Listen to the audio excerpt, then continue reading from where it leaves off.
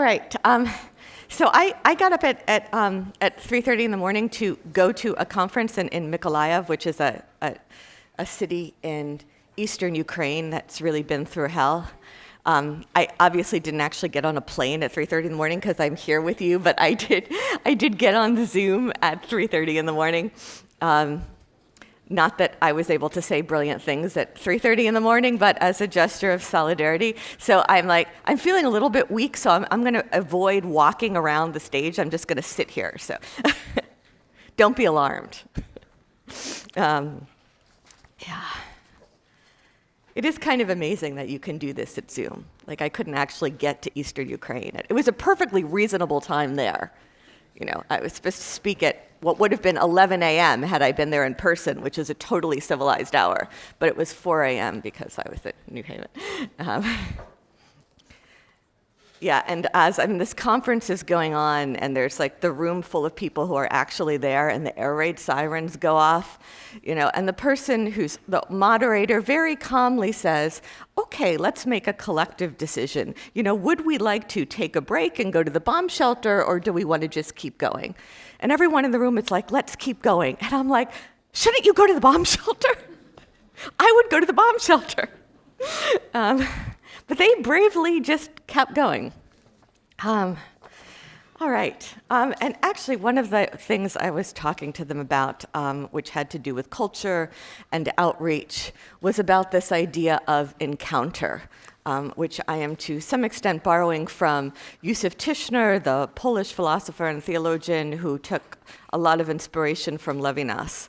And it's this idea, again, as we talked about in Levinas, that the critical moment of drama, and in some ways, the grounding point of all ontology is the encounter between human beings, the face-to-face, the subject-to-subject. And the story I'm going to tell you today is not about encounter as theory, but it will be about a history of structuralism and structural anthropology that comes about because Alexander Koyré introduces Roman Jakobson to Claude Levi-Strauss in New York when they are both emigres from the war. So I will get to that in a few minutes. But if those men had not met at that moment, there would be a whole intellectual history that never occurred. Okay, so I want to remind you where I left you off with revisionist Marxism and this Heideggerian existentialist reading of Hegel. And one thing I want to throw out, because it might help some of you relate to it, is that the revisionist Marxist moment in many ways is very, very close to a lot of what we talk about in contemporary times with respect to critical race theory. If we kind of bracket specific ideas about the American history of slavery and race, the idea that we are always already thrown into historical circumstances and structures that predate us. We don't act from a tabula rasa. And this is the Heideggerian impulse. We don't come into the world as if it's a blank slate and everything is equally possible. We're always already in a place, in a time, and that place and time are shaped by structures that predate us. But that does not mean that we are then a helpless prisoner of those structures, because we are interacting with them and we're shaping them even as they're shaping us. So it's a model of embeddedness. We're embedded in historical structures, but we are also always already responsible agents. And it was that attempt to keep both those things, to kind of keep history as constitutive of philosophy, to keep the significance of historical circumstances, and also to keep a very robust concept of a responsible human subject. And so for those of you who are working on American history or American politics, I think you'll see some parallels there. This interactive model of embeddedness. We are always already in the world. There's no outside the world that we start and then we come into a frictionless world. No, we're always already in the world. The world is always pushing back against us and we're always pushing back against them. And one way of thinking about this is that it's not about guilt, it's about responsibility. And a lot could be said about this, but I will put that aside because I want to kind of move you on. I want to transition you into structuralism. So Marxism is arguably, a version of structuralism, in the sense that pieces and parts fit together, and you need to understand how all those parts fit together in order to understand the whole concept, in order to understand anything. This goes back to Hegel, the true is the whole. The idea is that, you are either, an employee of a factory or you're the owner of the factory. But those relationships, those relationships are relational in the sense that they're mutually defined. And so the relationship between terms and how all those terms fit together in a structure is very important. So today I'm going to kind of keep with that theme, and we're going to focus on thinking about structure. So the key word is structure.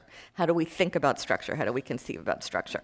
And structural anthropology is one form of structuralism, in some sense, an example to give you a sense of what this whole kind of huge school of thought is about, which is going to then come to, in some ways, dominate a lot of intellectual history in the second half of the 20th century. The two, by the way, as a footnote, I think there are two Kolakowski texts that I assigned kind of at the end of the course, almost as a kind of overview, two short overview review readings about different schools of thought by Leszek Kolakowski, wonderful, wonderful Polish philosopher, and just a wonderful, beautiful writer, and friend of Isaiah Berlin's, The Legend of Emperor Kennedy and a Theory of Non-Gardening. And Kolakowski is always a bit ironic and sarcastic as well. So if you're stuck on structuralism, you might want to jump ahead and read those because they kind of review structuralism, and that might help you contextualize them. Of course, you're always welcome to read anything early in general. You're welcome to reread anything we've read for other parts of the course, but it might be especially relevant this week. Structuralism is going to be yet another response to the death of God. An attempt to fill the void left after religion's departure. Another attempt to resolve this feeling of alienation and groundlessness, that comes with the death of God. And we've seen now many, many versions, of alienation and groundlessness as we move through. Are we alienated because we're alienated from the products of our labor, because our labor is turning us into commodities? Are we alienated, for Hannah Arendt, as she explains in a wonderful immediate post-war lecture called What is Existential Philosophy? Are we alienated because of Kant? Because he severs being from thought and says the Ding an sich, the thing itself, is precisely what we can never reach. Arendt, who loves Kant, really blames him for this and says that gap between subject and object, between ourselves, which can never completely reach the world, that alienates us from the world. God was the bridge, and so all of this preoccupation about alienation and how do we get a grounding? How do we get a grounding so that we have some firm place to stand to connect with that world? Again, for Husserl, it was intentionality. That was the bridge, and our clarity was going to come from the reduction. So structuralism is going to be a new response to the same set of problems. It will be a new way of dealing with both teleology and subjectivity. But this time we're going to diminish the importance of both teleology and subjectivity. In some ways, we're going to bracket both the subject and history. So we're going to diminish the role of both. Think of it as a new lens through which to understand the world and our place in it. And I know, like Husserl, they use a lot of these visual metaphors. You can tell I've read too much Husserl in the past couple decades. But think of all of these things as you're trying to understand them, and Kolakowski is very good on this. It's like you're trying on glasses. Now, all of you are probably young enough that you don't need different kinds of glasses, or maybe you only need one kind of glasses. But you'll see, But imagine some kinds that you put on one pair of glasses and suddenly things that are far away are very clear, but things that are close up might be blurry. You put on another pair of glasses and that might clarify things that are close up, but things that are far away are blurry, and so you're trying on these different pairs of glasses, and so certain distances, certain focal points will become clarified with each one. We've never come up with a perfect one. So you have to kind of put aside that sense that you're going to find the perfect one, but experiment with them. And structuralism is a new set of glasses. It's a new lens to understand the world. So the revisionist Marxists were taking Marxism, which is a profoundly structural worldview and way of understanding the world, and they want to inject it with a lot of humanism, hence this Marxist humanism.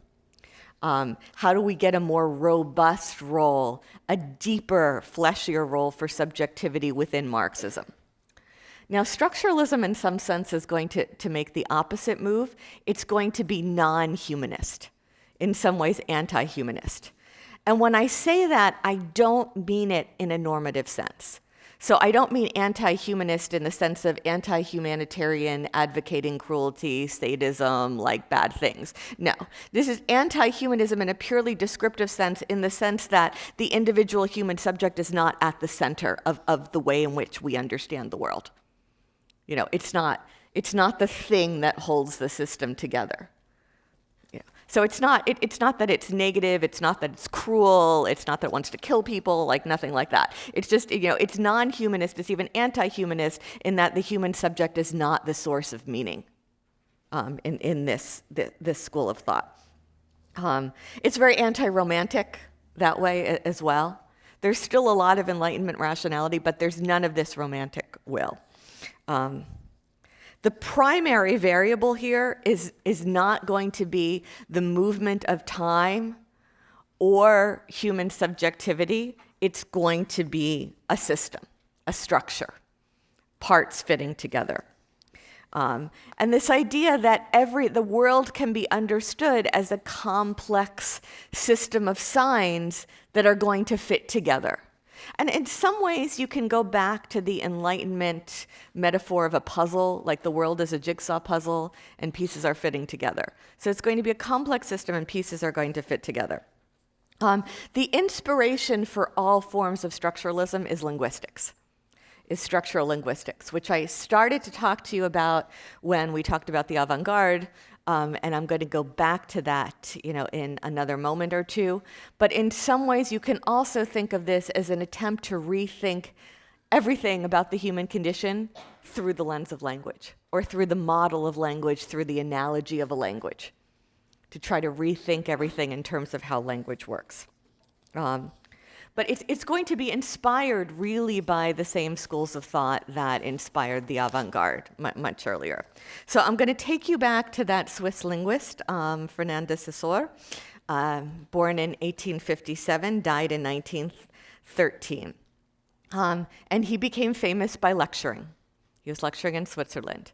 And as I think I mentioned, his famous book, which becomes like the original, the ore source, the original source for structuralism, he did not even write. It's basically a collection of his students' lecture notes that is put together after his death. So he dies in 1913, and the book comes out in 1916. And so if you pick it up and read it, you're like, well, didn't he have a good editor? And this seems kind of awkward. And well, that's because students are using their notes to try to put together the lectures. So the ideas are there, but it doesn't really function very well aesthetically in the sense of a book. Okay. And he makes a few critical points, and again, those are points that are going to seem kind of banal, but they're going to take on profound significance once people meditate on them for a while. The first thing is kind of the obvious thing, but often it's the obvious thing that turns out to be the thing no one notices and is the most important thing to say, that language considered unto and for itself is the only true object of linguistic study. So we look at language on its own. The next thing he says, which will again sound like nothing, but is going to turn out to be a revolution, language is a form, not a substance. So again, remember, we had that relationship between form and content that was important to the avant-garde, and an inversion of the hierarchy between form and content until form became everything and content became relatively insignificant. That was at the center of the avant-garde, this obsession with form. Well, here you get language is a form, not a substance. Again, it's one of those things you just put in your head and you live with it for a while and it starts to like slowly take on implications. And I'll read you a little bit of Saussure's quotes. Language itself is a form, not a substance. The importance of this truth cannot be overemphasized. For all our mistakes of terminology, all our incorrect ways of designating things belonging to the language originate in our unwittingly supposing we are dealing with a substance when we deal with linguistic phenomenon. Okay. So language for Saussure is a science of form, and it's a system of differences rather than a system of substances. So meaning is all going to be about difference. That's the next point. Linguistic units, linguistic signs are of a dual nature. You know, they are comprised of something that is sometimes translated as signal and signification, sometimes as signifier and signified. I'm going to use signifier and signified in English. I think that's the best of our options. But basically refers to the difference between a word and a thing. So I'm going to keep bringing you back to the fact that there's the word tree or the word cat, and then there's like that furry creature outside who is the actual cat. So that relationship between a word and the referent, the thing to which it's referring. Okay, and a linguistic sign comprises both those parts. So when Saussure says sign, he means signifier and signified together are the linguistic sign, but a lot of what we're going to be doing is disentangling those two things and thinking about them separately, which again, remember, this is what the avant-garde does. The idea that you can disentangle, you can disarticulate the word from the content that it represents. And then his point, you know, that again will be kind of revelatory and almost fetishized by a lot of these practitioners. The linguistic sign, the relationship between signifier and signified is arbitrary. This is huge. This is one of the most radical things. The relationship between signifier and signified is arbitrary. That is, there is no law of physics that suggests that the combination of letters and sounds that spell out and sound like cat need to refer to that furry creature outside. I'm assuming there are cats outside, but actually there aren't really very many cats running around this campus. But surely some of you have contact with cats. There's no law of physics that makes that connection. We know that because think about how many different languages there are in the world. There are a lot of different words for cat. You know, there are a lot of different words for cat. There are a lot of different words for dog. There's no biological rule that says it has to be one or the other. So languages come into being, and there are many, many different languages. And this relationship is arbitrary. It is defined only by contrast, which is to say that the word cat signifies that creature only because it's different from other signifiers, from other words. It wouldn't work if it were the same. So cat is cat because it's not bat, because it's not cap, because it's not dog, because it's not sun. Signifiers signify based on difference, because they are different. Now, everyone who's tried to study another language just knows the sheer number of vocabulary words you're trying your whole life to learn. You know, there are all these different words. There are all these different words in all these different languages. There are a lot of them to learn, but the point is that, you know, there need to be different ones because words signify through difference. Okay, again, this all sounds very obvious, but it's going to take on kind of revolutionary signification. So this idea that the relationship between signifier and signified is arbitrary, what Saussure will call unmotivated. It's a matter of convention. It's not natural. It's not biologically driven. It's not immanent. There's nothing intrinsic in that combination of sounds that demands that it signify what it signifies. Now, if you go on in linguistics, you'll learn that there's something called relative motivation that plays a role at different stages of the development of a language when you have the same word that takes on different forms or using the same etymological basis, then there are related words.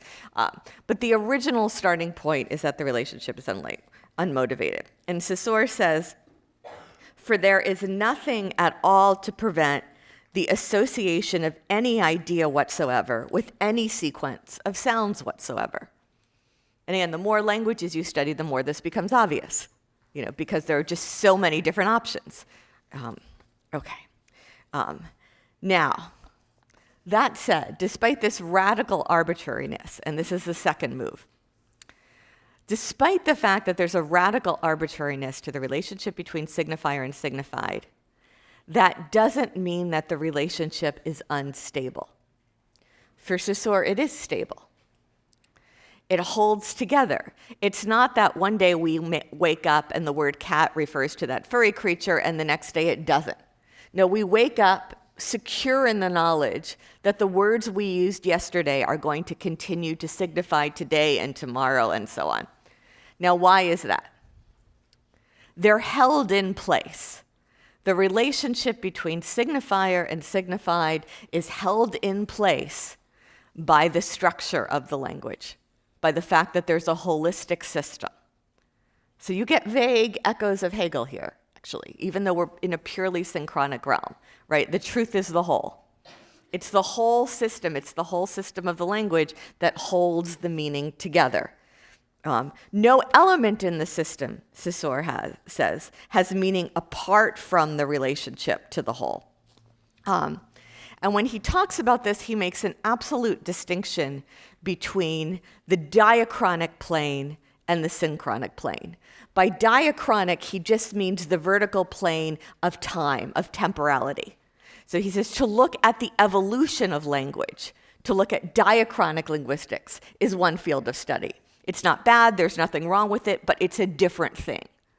To look at how language functions as a system synchronically across the horizontal plane of simultaneity is another thing. And for Saussure, you do that, it's a Kierkegaardian either or. You do one or you do the other. Neither one is bad, they're just two different fields of study. So we're going to be talking about the synchronic plane. And one of the things that's going to feel radical about structuralism is that we've spent so much time in this class looking at how history and temporality have been injected into philosophy. And now we're going to look at structuralism and we're going to be on a purely synchronic plane. We're going to imagine a plane of pure simultaneity. Because you can only look at language as it exists at a certain moment. Okay, so that's the synchronic. So meaning is based on difference. All meaning is differential. All meaning is relational. It exists only within a given system. If you take that word cat out of the English language, it doesn't signify in the same way anymore. If you show up in another place, if you show up in Bulgaria, and you're speaking Bulgarian, cat doesn't signify cat. So it's only holding within a certain system.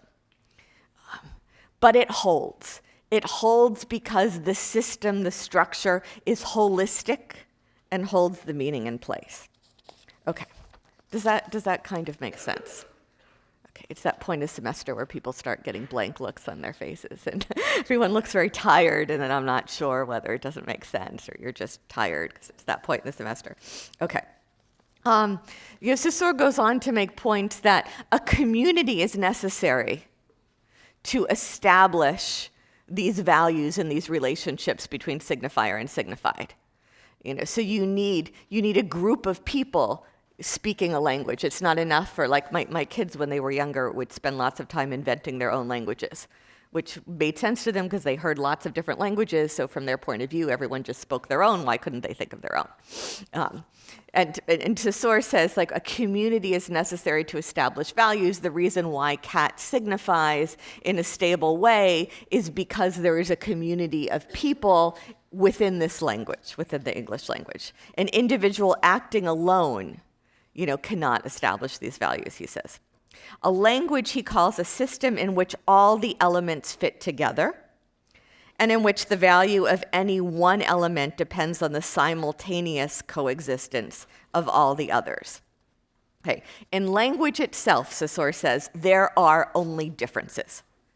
Even more important than that is the fact that, although in general a difference presupposes positive terms between which the difference holds, in language there are only differences. Meaning is all about contrast. In order to properly study language, he says, you need to bracket. Again, we have a kind of bracketing. Like once you know Husserlian bracketing, this idea of bracketing will never leave your head. You keep thinking about things that can be bracketed. In order to properly study language, you have to bracket the signified. You bracket the referent. So you bracket the actual cat, and you look at how language works. In order to properly study language, the signified has to be placed in brackets.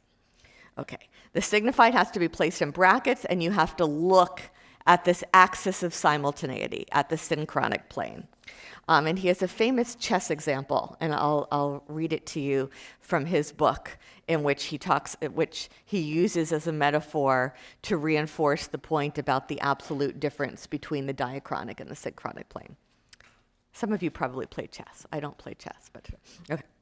In a game of chess, he says, any given state of the board is totally independent of any previous state of the board.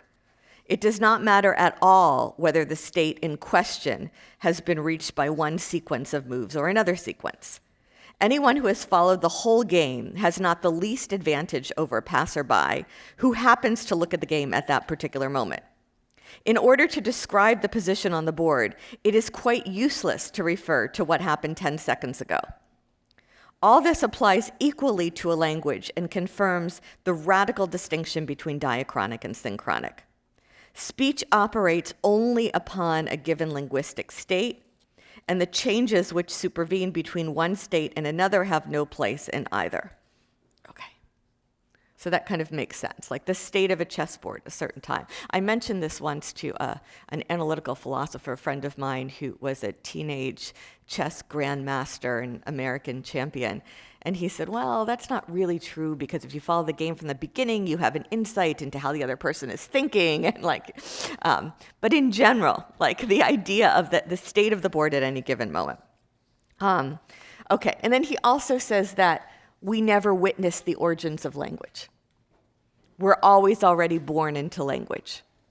We're not around when it's being invented. Now, there's an exception to this, which I'm only going to spend about 90 seconds on because it's now become a kind of historical curiosity, but one of these historical curiosities that I'm fascinated by, which was the invention of Esperanto, which was an attempt by a man named Ludwig Zamenhof, who was a Polish Jew who grew up in Białystok. He was born 1859, so same generation, exact same generation as Husserl, as Freud, as Bergson, as Saussure. And he grew up in a place that was Polish, Yiddish, Russian, German, and perhaps some other things speaking. He grew up in a very multilingual environment, and then he studied in Warsaw, Moscow, and Vienna, and so he grew up amidst all these languages. And he said, he grew up at a time when there was also an increasing amount of ethnic and national conflict, and he said, what we need an international language, a purely international language that nobody would have, more of a claim on than anybody else, that everybody could learn as a second language that would kind of equal the playing field and give everyone a bridge to anyone else. And ideally, it should be a language that's perfectly consistent, has no grammatical exceptions, and is very easy to learn. It's kind of a brilliant idea, but it's also kind of crazy. I mean, the idea that you can actually invent a whole language. So he sets about, he's an optometrist, actually. Again, you come back to this idea of lenses, Husserl and the lenses, this obsession with lenses. Can you see clearly? Okay, so he's an optometrist and he's a lens maker, and he starts inventing this language, which is called Esperanto. And he starts to work on this at the age of 15.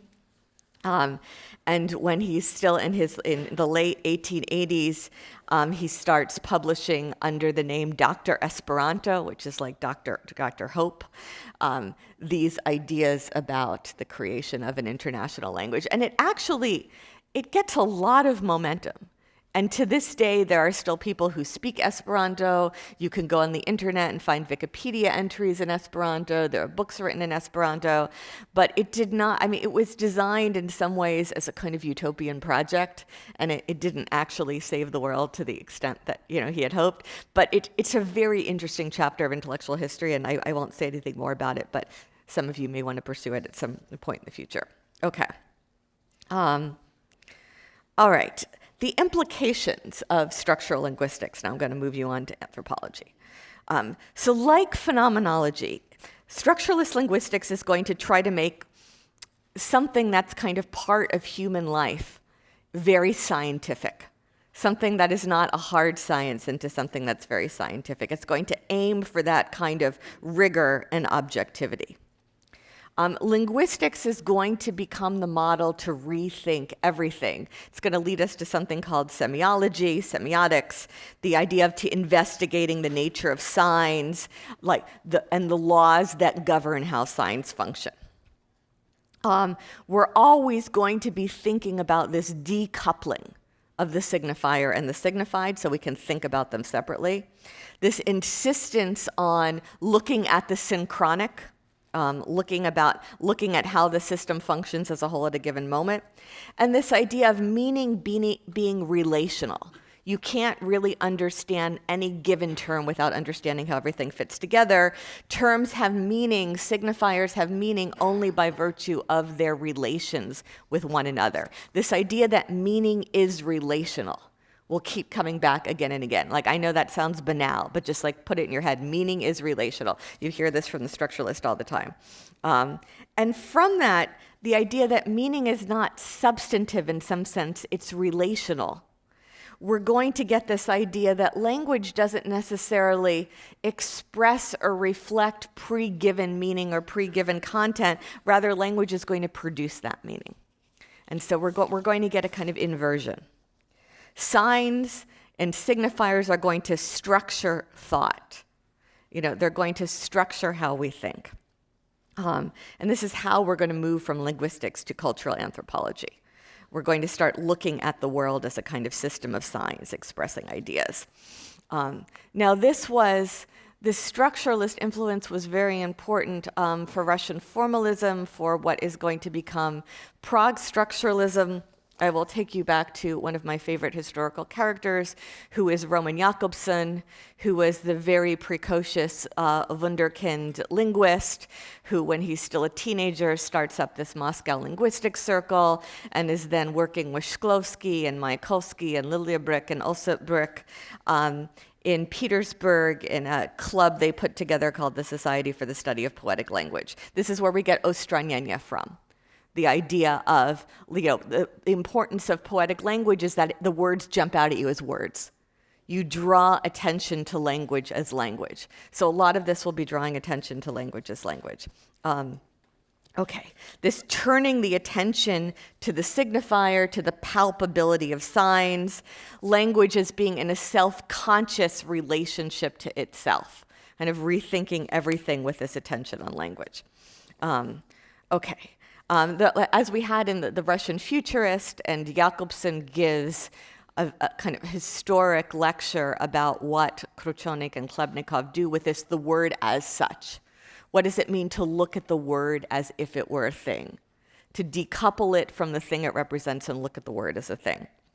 Now, what happens then is that Roman Jakobson, who would really deserve a whole course to himself, so he's this very precocious young wunderkind linguist who's hanging out with these crazy avant-garde poets and also playing lots of cards and drinking lots of vodka and doing all sorts of other things. He leaves Russia during the Bolshevik Revolution, Civil War, with a Red Cross mission and goes to Prague. And he shows up in Prague, 1920, very shortly after, shortly after the country comes into being. this new country created as interwar Czechoslovakia. He doesn't speak Czech at the time, but for some reason, by all accounts, within like the next 3 weeks, he's speaking Czech. Not only is he speaking Czech, but he's hanging out at like the very cool, hip cafes with like all the very cool, hip poets and novelists and philosophers and writers. And interwar Prague would not have been what it was had Roman Jakobson not shown up there. He shows up and then he gathers these linguists around himself and starts a club called the Prague Linguistic Circle that is going to become the center of this development of structuralist thought. And Jakobson is a genius in all sorts of ways. He's also a very charismatic figure. All right, so in the middle of the Bolshevik Civil War, 1920, Jakobson leaves Russia for Prague. As soon as he gets to Prague, he starts trying to persuade Viktor Shklovsky to join him in Prague. This is a little bit of a footnote, but it's a great correspondence, so I'm going to read you some quotes anyway. So Shklovsky, Shklovsky is in the Bolshevik Civil War. He seems to be like a cat, going back to the cat, has 9 lives. It's amazing he's not killed many times over. But he isn't, and then he ends up in Berlin at a certain point. He's always flitting around somewhere else. And Jakobson's trying to convince him to come to Prague, and join his group of, hip intellectuals thinking about linguistics. And Shklovsky writes to him and says, "To live in Prague and believe you're living in Europe is foolish." And then he says, "Are you wearing those little round glasses? All the Jews are wearing them. Don't be an assimilator." So Prague, which is, it's now the capital of the new Czechoslovak state. Czech is a language that had nearly died out until it was revived by a patriotic linguist in the previous century. And now Jakobson is going to gather the most kind of radically cosmopolitan crowd to discuss linguistics in Czech. And I'll read you from the memoirs of one of the participants. He says, "At the meetings of the Prague Linguistic Circle, seldom was Czech without an accent heard. Even those who hardly knew how to speak any other language but their native Czech acquired a queer pronunciation after some time." Later on, in the 1930s, Jakobson is going to team up with someone, a young philosopher named Jan Patočka, to bring Husserl to Prague. That I'll tell you in a subsequent lecture. 1938 Munich Conference, which I keep going back to, Nazi invasion of Czechoslovakia. Roman Jakobson is a Jew. He knows that he has to get out. He flees Prague.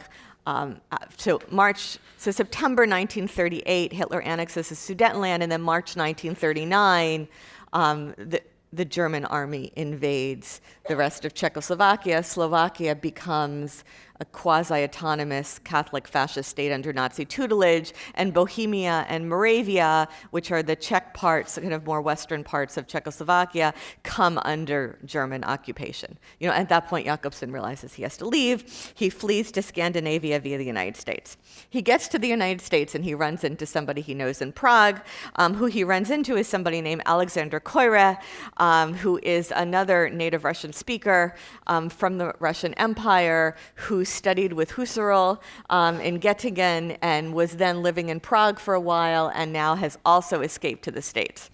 And had previously then, after he studied with Husserl, had this philosophical career in France. He was one of those 4 native Russian speakers who played crucial roles in the translation of Husserlian phenomenology into French. It's a very interesting story. Anyway, Koire runs into Jakobson in New York, and in New York, he also runs into, a French, Belgian-born anthropologist named Claude Levi-Strauss, who was born in 1908, who is also a Jew, who is also fleeing the Nazis, and Koire has this idea that he's going to introduce Jakobson to Claude Levi-Strauss. And this is one of these legendary meetings, because all of what will become then structural linguistics is going to come out of this meeting in New York. I'm very sorry I wasn't there.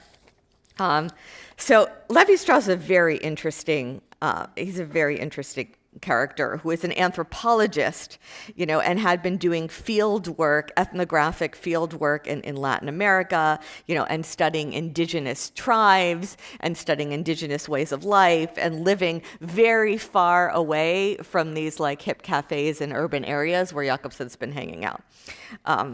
And Jakobsen describes this in his memoirs. He talks first about Chlebnikov. He says, "My admiration for Chlebnikov when I met him grew and grew. This was one of the most impetuous impressions of a person I've had in my life, one of three absorbing sensations of having unexpectedly encountered a genius. First, there was Chlebnikov. A year later, the linguist Nikolai Sergeyevich Trubetskoy, and some 3 decades later, Claude Levi-Strauss." Okay. All right. So this collaboration, these two minds are going to produce kind of a revolution in intellectual history. The goal is going to be to uncover the deep laws governing cultural systems. So Levi-Strauss is going to take off from the presupposition that culture is very capaciously understood. It includes a lot of things: tools, institutions, customs, belief, art, knowledge, language. He's also going to take the Freudian premise that a lot of culture operates at the level of the unconscious. So you're trying to uncover the deep workings of cultural systems that operate at the level of the unconscious. Then he's going to go on to ask, so what can cultural anthropologists learn from linguistics? And here I'll read you a little bit of his language. Is the system systematic? Levi-Strauss asked. Such a question, which seems absurd at first, is absurd only in relation to language, for language is the semantic system par excellence. It cannot but signify and exist only through signification.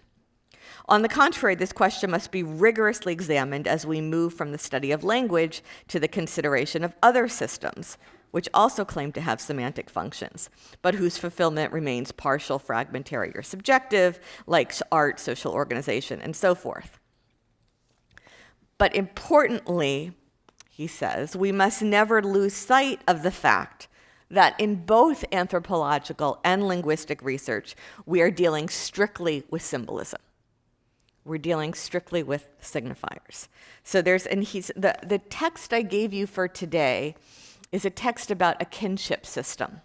And he's going to look for an analogy between how a culture organizes the meaning of relationships within families, and he's going to look at that on the analogy of linguistic signs. He says the kinship system is a language, and that kinship relations can be structured like Saussure's systems of signs, whose units have value only in the coordination of their differences. A kinship system, how families are structured, the significance that different relationships have, does not exist, he says, in objective ties of descent. It doesn't exist in objective blood ties between individuals. It exists only in human consciousness. It's an arbitrary system of representations, not the spontaneous development of a real situation. And he uses this example of an avunculate, which is a close social relationship between a maternal uncle and the nephew. Now, note when you read this, note that when he says affinity, affinity means for Levi-Strauss a relationship, a family relationship that is not by blood, so via marriage or other ties. Okay, so in order to understand the significance of this particular relationship, the avunculate within this culture, we have to treat it as one relationship within a system, and the system has to be considered as a whole. Okay, you'll also note this preoccupation with the incest taboo, which also comes largely from Freud. Freud has this idea that the incest taboo is one of the original primordial taboos as culture is emerging from the state of nature. Everything in classical structuralism is going to be about differences. You'll see a lot of binaries. A lot of relationships are going to be mapped as binaries: good, bad, hot, cold, raw, cooked, high, low. A lot of classical structuralism, as you see it coming through Levi-Strauss's anthropology, will go through these binaries. And then he'll have some interesting observations thrown in, like, in human society, it is men who exchange the women and not vice versa. I'll let you reflect on that. Okay, I also want to say a little bit in the last 5 minutes about his ideas about myth, because that's going to be crucial when we talk about Girard. He has a lot of work on myth that's very important. A kind of structuralist analysis of narrative, and the idea that all sorts of myths that appear in all sorts of human cultures, including oral cultures and indigenous cultures, and cultures that don't have a big written literature, are basically variations on a set number of themes, and there are some constant universal structures, that myths function like a kind of language whose units can be broken down the way you break language down into units of sound. And into the smallest units of sound, and then are combined in ways that have a grammar that can be understood in the analogy with linguistic grammar. The grammar Levi-Strauss believed was inherent in the human mind. He sees these myths as devices for classifying and organizing human reality, and as imaginary resolutions of real social contradictions. So you see there's a lot of there's something that's taken from Hegel about the wholeness. There's a lot of Freud and the idea of the unconscious. There's bracketing. There's a lot of elements that have come from other things that we've read. Okay. Now, the mind that's doing all this thinking for myth is not the mind of an individual human subject. In some ways, it's myths kind of thinking their way through people as opposed to vice versa. So there's a radical decentering of the human subject. The human subject is not producing meaning. The human subject is more being produced by language than vice versa. He will also say, and I'll get back to this next time, I just want to note it here, that many myths begin with a crisis of a lack of differentiation. So in language, everything is held together by difference, by the fact that words are distinct, that something is X and not Y, that it's high and not low. And Levi-Strauss will start up this discussion of myth as coming into being when there's a crisis, and that crisis comes not when there's too much difference, but when there's too little difference, when there's some kind of crisis of differentiation. Okay. Let me in the last couple minutes take you through some of the criticism of structuralism. There's a feeling that reality loses its immanent inherent nature, that everything is just about symbols interacting with other symbols. There's a feeling of relativism about it, that values have meaning only in relation to other values. It's criticized for effectively diminishing, if not abolishing, the human subject and human experience, bracketing life, history, subjectivity, bracketing both object and subject for that matter. You're bracketing both the object and the subject, and that's its own way of overcoming the problem of the bridge. And instead looking at how different signifiers kind of interact with other signifiers. So structuralism is ahistorical, but also kind of amoralizing in the sense that it tends to shy away from value judgments. Agency is dispersed, and agency is dispersed largely in language. Okay, I only have 2 minutes left, so let me tell you some things I want you to think about for next time. It's striving to be scientific. Meaning reveals itself as being profoundly contingent because of the arbitrary nature of the linguistic sign. Meaning is neither natural nor universal. It's not intrinsic but relational. It's not in that sense the thing itself that is the thing itself, but rather relations between terms that hold things together. It presupposes a totality. System only works when something is kind of keeping things together as a whole. So structuralist and modernist converge with the idea of arbitrariness, but structuralist and Hegelians converge with the idea of the whole, of totality. So everything ultimately means something within this holistic structure. The shift in emphasis from the diachronic plane to the synchronic plane. the decentering of the human subject. The subject is no longer the source of meaning, the impersonal nature of structuralism, the bracketing of life to look at signs that are representing life. Okay. Meaning is relational, and in some sense, the relation precedes the parts, but it's even more kind of primordial in a certain way. It's a reconfiguration of the subject-object paradigm in a way that effectively brackets both object and subject. It rethinks all of human life on the model of language. It's going to lead us into what will later be called the linguistic turn, which is an attempt to understand history, to understand literature, to understand anthropology in terms of language. Everything is going to become a kind of linguistic construct. So when the subject is squashed, we're then going to ask later on, where does that subject go? The impulse in some ways is analogous to phenomenology. Can we bracket the world and try to understand how we understand it? The idea that there's no real substance, there's only form. Form is everything. We're going to go back to this question, is there reference beyond the text? But where we're really going to here is a kind of slipping away of subjectivity that will come later, but now we're bracketing. We're bracketing the subject as we decenter it. I'll take you then next week into Girard, who is very closely related to Levi-Strauss and develops his ideas in dialogue with Levi-Strauss. It's going to get much darker.